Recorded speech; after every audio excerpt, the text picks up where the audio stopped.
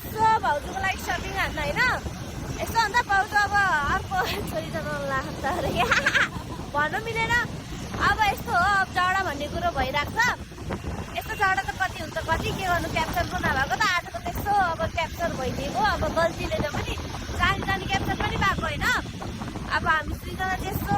mood fresh हुन बाहिर आएको छौँ के यस्तो लुगा सुगा किन्न आएको छौँ भाउजू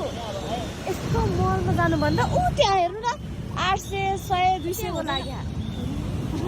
ओ यार छे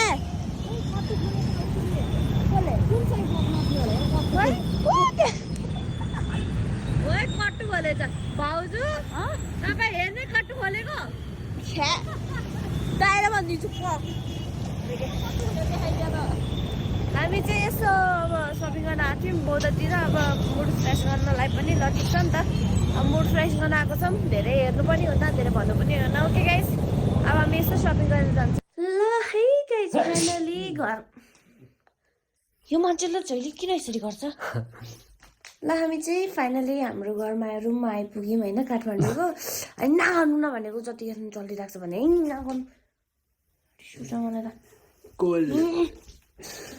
मम्मीले भनिदिन्छ नि फोन गरेर फेरि गाली खाने काम तर चाहिँ हामी चाहिँ पुगिहाल्यौँ घरमा होइन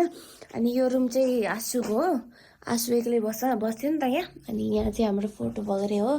यहाँ चाहिँ दिदी अनि भेनाको यहाँ चाहिँ हाम्रो हाल्नुपर्ने हो अनि ल अब चाहिँ अब झगडा सगडा अब गोली मार हामी चाहिँ घर सर आइसक्यो अब त्यो झगडा कुरो पछि गरौँला होइन धेरै गर्नुपर्ने हुन्न अब नेक्स्ट ब्लगमा हेर्नु न अब चित्ताउँछु म यसो वार्निङ सार्निङ दिन्छु नेक्स्ट ब्लगमा चाहिँ हेर्न चाहिँ नबिर्सनु नेक्स्ट ब्लग चाहिँ एकदम इन्ट्रेस्टिङ आउनेवाला छ